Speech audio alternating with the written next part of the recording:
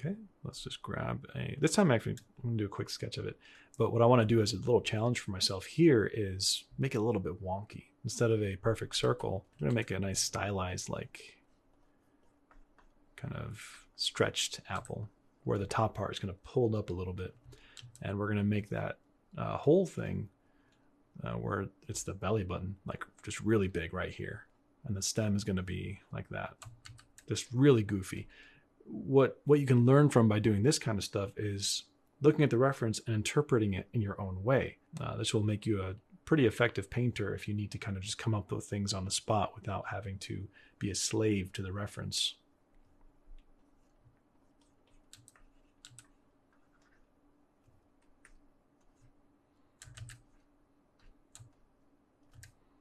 All right, new layer underneath that. Let's grab a red. Ooh, that's way too bright.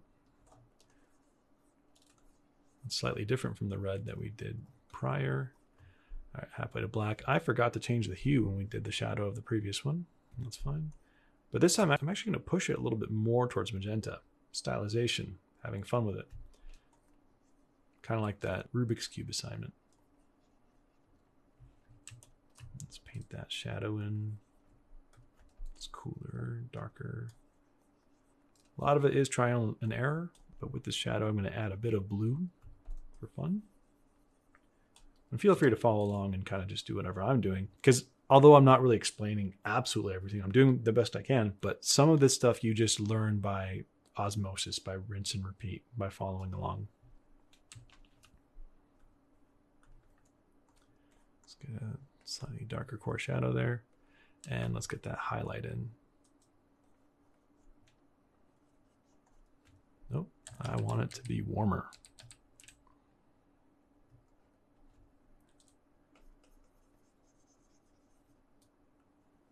And this is a different brush, but either one is fine.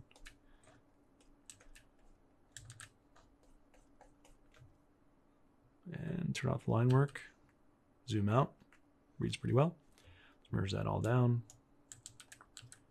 Bring that line work back, lower the opacity of it, just as a slight guide. Let's grab that mixer brush. We're going to blend this, this core shadow.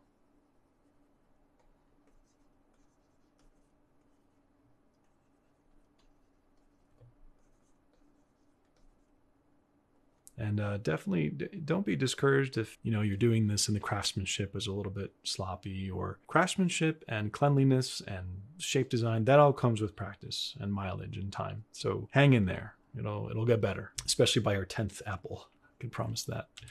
Maybe I can't promise that, but I can almost guarantee it every time. That highlight in there. Look at that. You zoom out, it's like, okay, we just stylized something based off of reference. It almost looks like a pepper.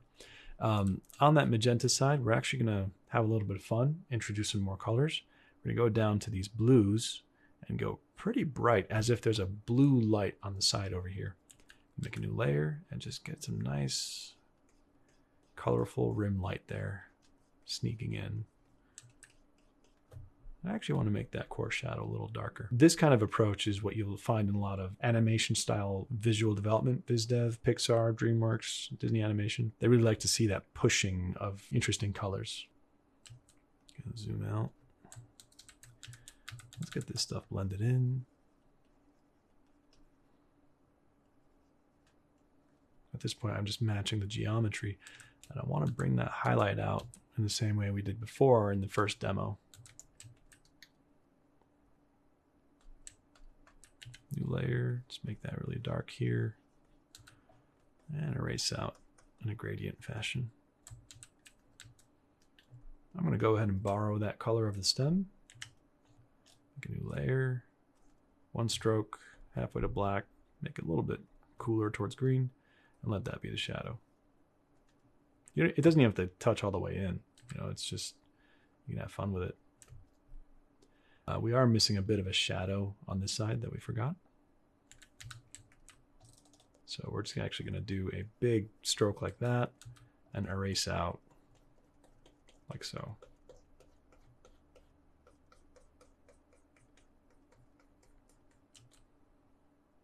What do you know? A fun stylized little apple. Let's make the ground brighter right here.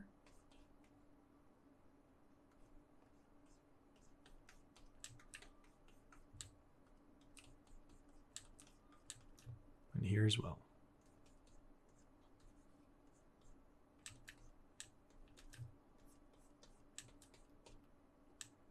And we're going to make the background a little bit darker behind the brightness.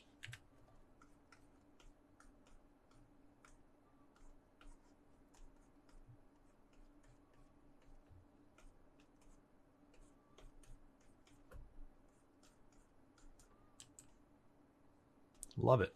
Actually give it that sort of geometric treatment with that mixer brush along the geometry of it. You can use a big brush for the big area so that we're not, like, I wouldn't want to do this for an area that's kind of big. Might as well be efficient and use a big brush and just do something like that, right? That's always more appealing, to kind of be efficient with how you handle your blending.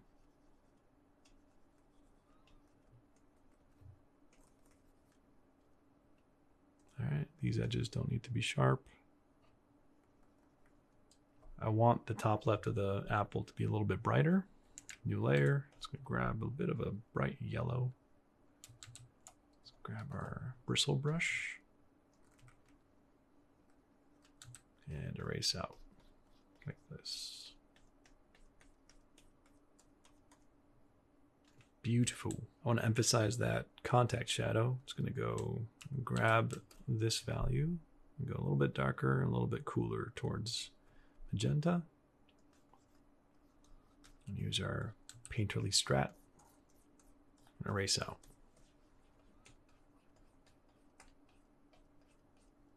And I'm actually constantly peeking up at the navigator window, kind of seeing how it looks as a thumbnail. And it's pretty helpful to do that because you can kind of gauge where areas are kind of failing. And so